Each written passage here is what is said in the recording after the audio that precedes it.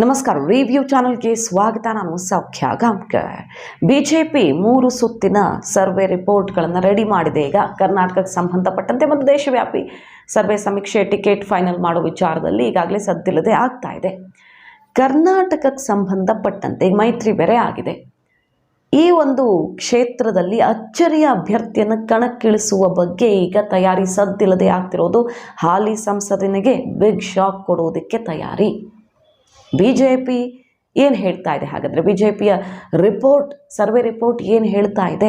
ಕಾಂಗ್ರೆಸ್ ಆ ಕ್ಷೇತ್ರವನ್ನು ತಮ್ಮ ತೆಕ್ಕೆಗೆ ತಗೊಳ್ಬೇಕು ಅಂತ ಭರ್ಜರಿ ಪ್ಲ್ಯಾನ್ ಮಾಡಿರೋ ಹೊತ್ತಲ್ಲಿ ಬಿಜೆಪಿಯ ಈ ರಣತಂತ್ರ ಮಾಹಿತಿನ ಮುಂದೆ ಇಡ್ತಾ ಇದ್ದೀವಿ. ಮಿಸ್ ಮಾಡಿದ್ರೆ ನಮ್ಮ ಚಾನಲ್ನ ಸಬ್ಸ್ಕ್ರೈಬ್ ಮಾಡಿ, ಹಾಗೆ ನಿಮ್ಮ ಅಭಿಪ್ರಾಯ ಕಮೆಂಟ್ ಮಾಡಿ ತಿಳಿಸಿ. ಎಸ್ ವೀಕ್ಷಕರೇ, ಸದ್ಯ ಕರ್ನಾಟಕದಲ್ಲಿ ಮೈತ್ರಿಯ ಮೂಲಕ 25ರ ಗುರಿ ತಲುಪೋದು ಬಿಜೆಪಿಯ ಪ್ಲ್ಯಾನ್.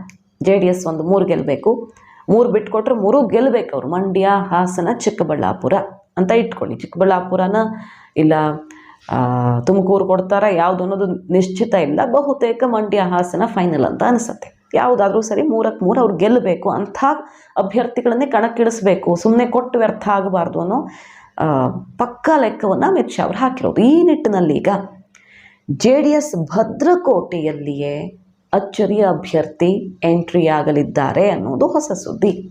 ಬೇರೆ ಯಾವುದೂ ಅಲ್ಲ, ಹಾಸನ. ರೇವಣ್ಣ ಅವರ ಭದ್ರಕೋಟೆ ಹಾಸನದಲ್ಲಿ ಪ್ರಜ್ವಲ್ ರೇವಣ್ಣ ಅವರ MP ಈಗ.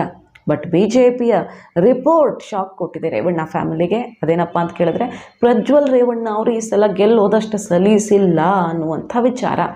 ಒಂದು ಕಡೆ ಪ್ರೀತಮ್ ಗೌಡ್ರ ವಿರೋಧ ಇದೆ, BJP JDS ಅಲ್ಲೂ ಒಂದಾಗಿ ಹೋಗೋದಷ್ಟು ಸಲೀಸಿಲ್ಲ ಮೈತ್ರಿ ಮಾಡಿಕೊಂಡು ಲೋಕಲ್ಲಾಗಿ.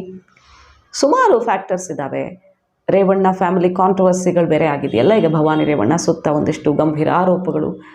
ಪ್ರಜ್ವಲ್ ರೇವಣ್ಣ ಅವರಿಗೆ ವಾತಾವರಣ ಅಷ್ಟು ಪೂರಕವಾಗಿಲ್ಲ ಅನ್ನೋ ಗ್ರೌಂಡ್ ರಿಪೋರ್ಟ್ ಹೈಕಮಾಂಡ್ ಕೈ ಸೇರಿದೆಯಂತೆ.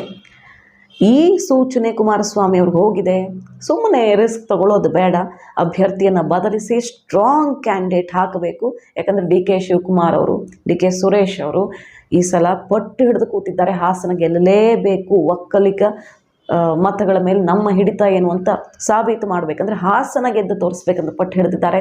ಅಲ್ಲಿ ಶ್ರೇಯಸ್ ಪಟೇಲ್ ರೇವಣ್ಣ ಅವರನ್ನು ಕಾಡಿದ್ದಾರೆ. ಹೊಳೆ ನರಸೀಪುರದಲ್ಲಿ ಎಂಥ ಫೈಟ್ ಕೊಟ್ಟಿದ್ದಾರೆ ಅಂದರೆ ಜಸ್ಟ್ ಪಾಸ್ ಆಗಿರೋದು ರೇವಣ್ಣ ಅವರು. ಅವರನ್ನು ಲೋಕಸಭೆಗೆ ನಿಲ್ಲಿಸಿ ಅಥವಾ ಯಾರೋ ಒಬ್ಬ ಸ್ಟ್ರಾಂಗ್ ಕ್ಯಾಂಡಿಡೇಟ್ನ ಹಾಕಿ, ಮೊದಲೇ HDK ಮತ್ತು ರೇವಣ್ಣ ಫ್ಯಾಮಿಲಿ ನಡುವೆ ವೈಯಕ್ತಿಕ ಒಂದಿಷ್ಟು ವಿಚಾರಗಳು, ಅಸಮಾಧಾನ. ಪ್ರಜ್ವಲ್ ರೇವಣ್ಣ ಅವರು ಕಳೆದ ಬಾರಿ ದೇವೇಗೌಡ್ರೆ ತ್ಯಾಗ ಮಾಡೋ ಥರ ಮಾಡಿದ್ರಲ್ಲ ಅನ್ನುವಂಥ ಬೇಸರ ಅದೆಲ್ಲ ಇದೆಯಲ್ಲ. ಫ್ಯಾಮಿಲಿ ಒಳಗಿನ ಪಾಲಿಟಿಕ್ಸು, ಫ್ಯಾಮಿಲಿ ಪಾಲಿಟಿಕ್ಸ್ ಅಲ್ಲ, ಫ್ಯಾಮಿಲಿ ಒಳಗಿನ ಪಾಲಿಟಿಕ್ಸು, ಅದು ಒಂದು ಕಾರಣ ಆಗಬಹುದು ಈ ಎಲ್ಲ ಬದಲಾವಣೆಗೆ. ಈ ಸಲ CN ಮಂಜುನಾಥ್ ಅವರು, ಜಯದೇವ ನಿರ್ದೇಶಕ, ವೈದ್ಯಕೀಯ ಸೇವೆ ಮತ್ತು ಆ ಕ್ಷೇತ್ರದಲ್ಲಿ ಅವರು ಮಾಡಿರುವಂಥ ಒಳ್ಳೆಯ ಹೆಸರು ಜಯದೇವ ನಿರ್ದೇಶಕರಾಗಿ, ಇದೆಲ್ಲ ಪೂರಕವಾಗಿದೆ. ದೇವೇಗೌಡರ ಅಳಿಯ ಬೇರೆ ಮತ್ತು ಚಂದ್ರಾಯಪಟ್ಟಣದವರು. ಸೊ ಈಸಿ ಆಗುತ್ತೆ, ಎಲ್ಲ ಪೂರಕವಾಗುತ್ತೆ. ಮಂಜುನಾಥ್ ಅವ್ರು ನಿಂತು ಬಿಟ್ಟರೆ BJPಯವರು ವಿರೋಧ ಮಾಡಲ್ಲ. ಕ್ಯಾಂಡಿಡೇಟ್ ರೇವಣ್ಣ ಫ್ಯಾಮಿಲಿಯವರು ಅಲ್ಲ ಅನ್ನೋದೊಂದೇ ಕಾರಣ ಸಾಕು ಅಲ್ಲಿ BJPಯವರು JDSಗೆ ಸಪೋರ್ಟ್ ಮಾಡೋದಕ್ಕೆ. ಸೊ ಮಂಜುನಾಥ್ ಅವರು ಎಲ್ಲರೂ ಒಪ್ಕೊಳ್ಳುವಂಥ, ಎಲ್ಲ ಪಕ್ಷದವರು ಕೂಡ ಸಪೋರ್ಟ್ ಮಾಡುವಂಥ ಒಬ್ಬರು ಕ್ಯಾಂಡಿಡೇಟ್ ಆಗ್ತಾರೆ. ಯಾರ ಜೊತೆನೂ ವಿರೋಧ ಕಟ್ಕೊಂಡವರು ಅಲ್ಲ, ರಾಜಕೀಯಕ್ಕೆ ಬಂದವರೇ ಅಲ್ಲ ಅವರು. ರಾಜಕೀಯದ ಫ್ಯಾಮಿಲಿ ಜೊತೆ ಸಂಬಂಧ ಹೊಂದಿದ್ರೂ ಕೂಡ ರಾಜಕೀಯಕ್ಕೆ ತಲೆ ಹಾಕಿದವರಲ್ಲ. ಒಬ್ಬ ಒಳ್ಳೆ ಕ್ಯಾಂಡಿಡೇಟ್ ಆಗ್ತಾರೆ.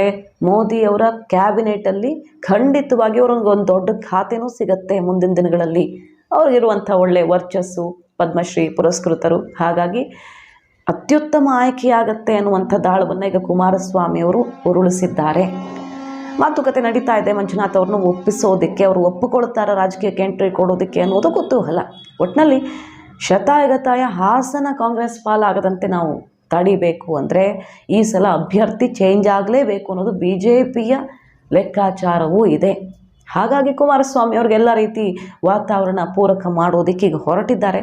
ಮಂಜುನಾಥ್ ಅವರ ಹೆಸರನ್ನು ಮುಂದಿಡುವ ಮೂಲಕ ರೇವಣ್ಣ ಫ್ಯಾಮಿಲಿಗೆ ಆಘಾತ ಕಾದಿದೆ. ಬಟ್ ಪ್ರಜ್ವಲ್ ರೇವಣ್ಣ ಅವ್ರಿಗೆ ಬೇರೆ ಏನಾದರೂ ವ್ಯವಸ್ಥೆ ಮಾಡಿ MLC ಮಾಡೋದು ಅಥವಾ ಇನ್ನೇನೋ ಮಾಡೋದು ವ್ಯವಸ್ಥೆ ಮಾಡ್ತೀವಿ ಅಂತ ಭರವಸೆ ಕೊಟ್ಟು ಸಮಾಧಾನ ಮಾಡಬಹುದು ಅಂತ ಅನಿಸುತ್ತೆ. ಕಾದು ನೋಡೋಣ. ಮಾಹಿತಿ ನಿಮ್ಗೆ ಇಷ್ಟ ಆಗಿದ್ರೆ ಮಿಸ್ ಮಾಡಿದ್ರೆ ನಮ್ಮ ಚಾನಲ್ನ ಸಬ್ಸ್ಕ್ರೈಬ್ ಮಾಡಿ, ಹಾಗೆ ನಿಮ್ಮ ಅಭಿಪ್ರಾಯ ಕಮೆಂಟ್ ಮಾಡಿ ತಿಳಿಸಿ. Thank you.